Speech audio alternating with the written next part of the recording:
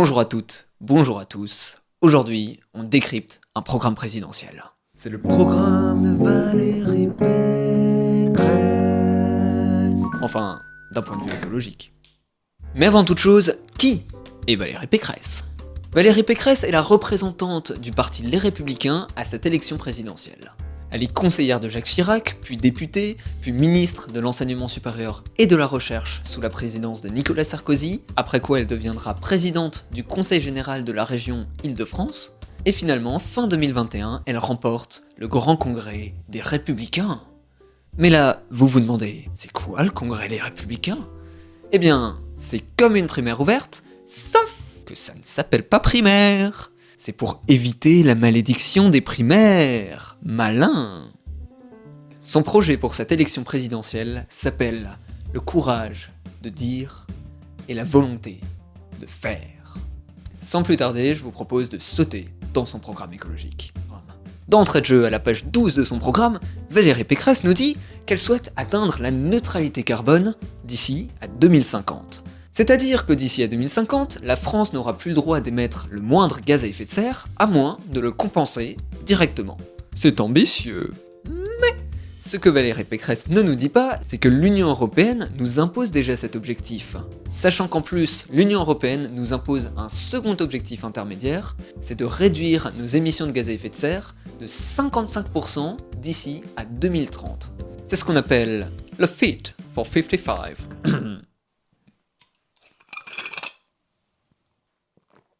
Mais bon, cet objectif intermédiaire, il est très strict et j'ai l'impression que Valérie Pécresse préfère ne pas le rappeler dans son programme.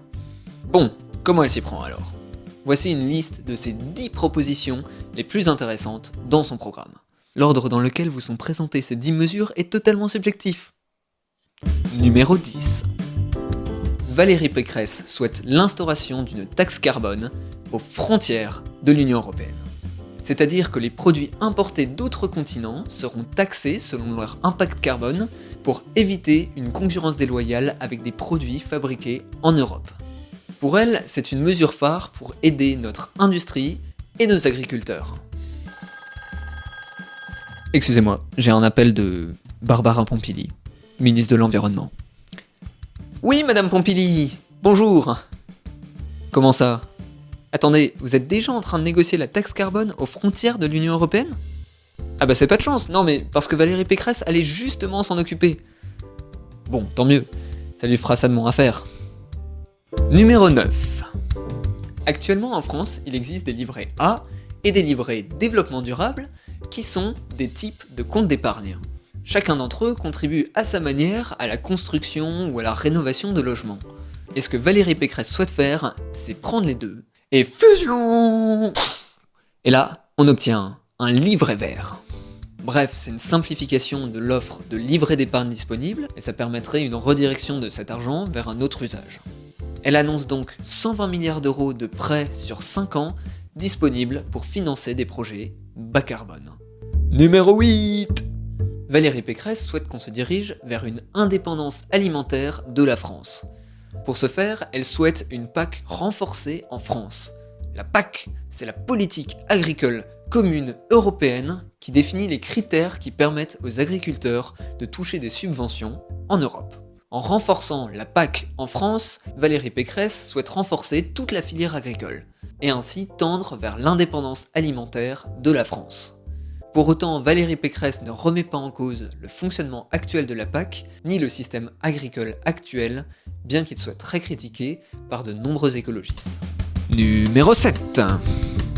Valérie Pécresse adore le nucléaire, et elle adore critiquer le bilan d'Emmanuel Macron et ses zigzags sur sa politique énergétique. Elle propose ainsi de supprimer la limite de production d'énergie nucléaire en France, qui avait été instaurée sous Emmanuel Macron. Cette limite nous dit qu'en 2035, on n'aura plus le droit de produire plus de 50% de notre électricité à l'aide d'énergie nucléaire. Et une fois qu'elle fait sauter cette barrière, Valérie Pécresse veut qu'on conserve autant que possible nos vieux réacteurs, notamment 12 parmi les plus vieux, qui sont bientôt condamnés à la casse.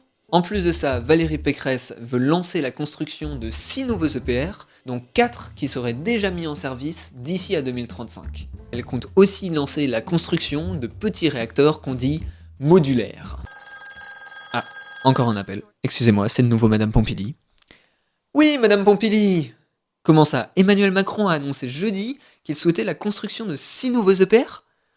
Bah, c'est-à-dire que c'est exactement ce que Valérie Pécresse souhaitait faire. Bon, elle souhaitait y aller un petit peu plus rapidement, mais... Bon, écoutez, si l'annonce est déjà faite, ça fera gagner un petit peu de temps à Madame Pécresse. Tant mieux. Allez, au revoir. En plus de ça, Valérie Pécresse se dit favorable au projet CIGEO, projet d'enfouissement de déchets nucléaires à Bure. Et pour terminer, elle souhaite aussi relancer la recherche autour du projet Astrid, projet de réacteur nucléaire de 4ème génération, qui avait été abandonné et relégué à la seconde moitié de ce siècle. Numéro 6. En réalité, vous pouvez très bien intervertir numéro 6 et numéro 7, je les ai simplement mis dans cet ordre-là pour une raison de chronologie.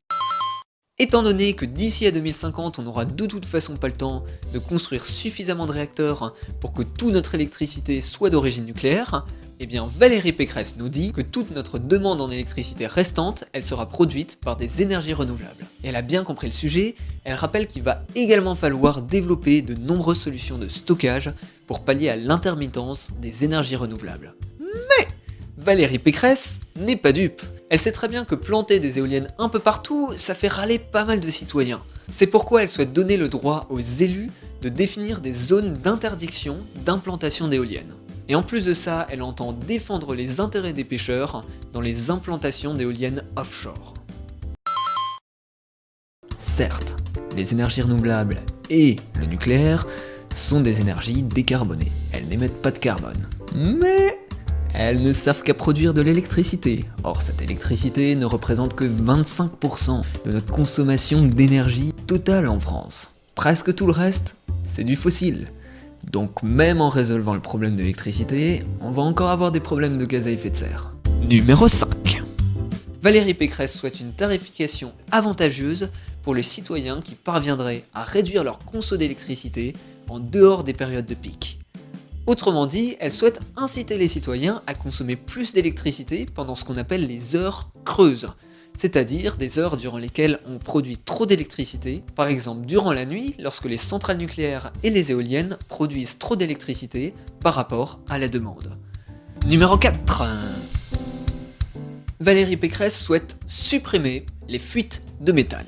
Mais qu'est-ce que ce sont que des fuites de méthane ?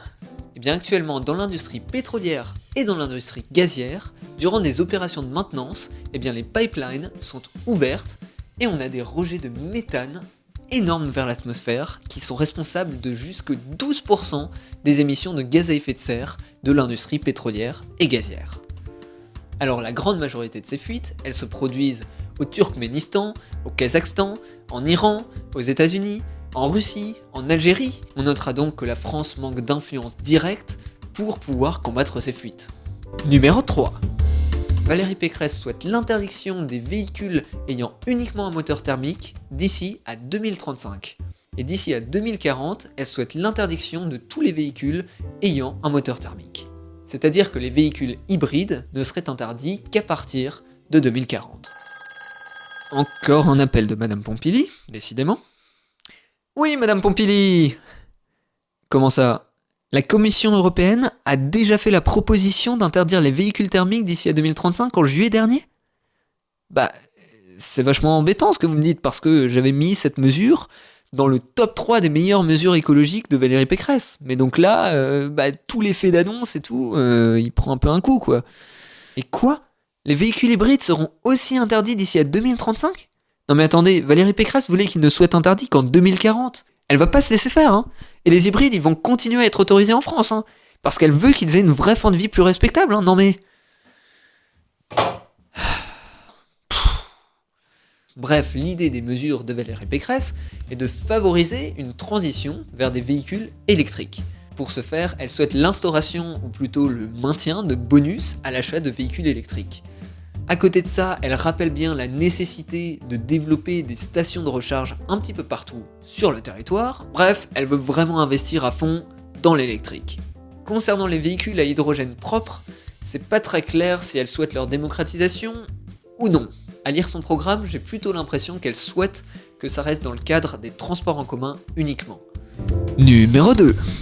Valérie Pécresse souhaite que l'on double le rythme actuel de rénovation énergétique des bâtiments. Autrement dit, elle souhaite qu'on accélère sur le rythme de rénovation des bâtiments mal isolés. Avec le rythme qu'elle suggère, on atteindrait 100% de bâtiments rénovés d'ici à 2050 à peu près. Tout juste à temps pour la neutralité carbone.